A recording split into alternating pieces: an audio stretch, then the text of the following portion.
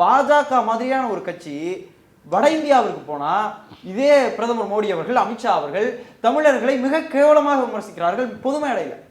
எந்த முகத்தை வச்சுட்டு தமிழ்நாட்டுக்கு வந்து வாக்கு சேகரிக்க போறாங்க? எந்த முகத்தை வச்சுட்டு தமிழ்நாட்டு மக்களிடம் அவர்கள் வாக்கு சேகரிக்க வரப்போகிறார்கள்? தமிழ்நாட்டு மக்கள் தான் எப்படி ஓட்டு போட போறாங்க? ஜெகநாதர் கோயில் சாவி தமிழ்நாட்டில் இருக்கிறதுன்னு சொல்லி ஒரிசா தேர்தலில் மோடியே பேசினார். தமிழர்களை நாடாளுமன்றத்துல தமிழ் மொழியை படித்தால் பிச்சை தான் எடுக்கணும்னு சொல்றாங்க நிதியமைச்சர் அவர்கள். பிரதமர் மாண்புமிகு மோடி அவர்கள் தமிழ்நாட்டிற்கு வந்தா திருக்குறளை பேசுகிற மோடி அவர்கள் வடமாநிலத்திற்கு போனா தமிழர்களை திருடர்கள் அப்படின்னு சொல்றாரு. இவ்வளவு பெரிய கேவலமான வன்ம அரசியலை செய்து கொண்டிருக்கிற பாஜகவிற்கு எப்படி தமிழ்நாட்டு மக்கள் வாக்களிக்க போறாங்க அப்படிங்கிறத பாஜக சிந்தித்து பார்க்க வேண்டும். இது இன்றைக்கு நேற்றைக்கு அல்ல, அண்ணா காலம் தொட்டு, இந்த திராவிட முன்னேற்ற கழகம் தொடங்கிய காலம் தொட்டு சனாதன போக்கோடு ஒரு குறிப்பிட்ட சமுதாய மக்கள் ஒரு குறிப்பிட்ட சமூகத்திற்காக மட்டுமே அரசியல் நடத்தி கொண்டிருக்கிற ஒரு கட்சியாகத்தான் பாஜக இருந்துகிட்டு இருக்குது.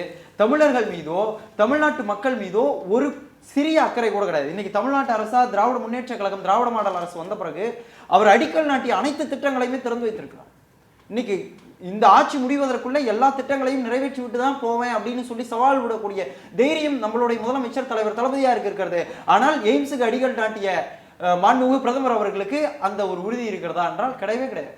ஒரு வாக்குறுதியை கூட, தான் கொடுத்த வாக்குறுதியை கூட செயல்படுத்த முடியாத ஒரு போக்கில் தான் பாஜக தொடர்ந்து செயல்பட்டு கொண்டிருக்கிறது. அவர்களின் பாஷா ஒருபோதும் தமிழ்நாட்டில் பலிக்க போவதில்லை. ஏனென்றால் திராவிட மாடல் 2.0 அரசு அமைக்க தமிழ்நாடு தயாராகி கொண்டிருக்கிறது.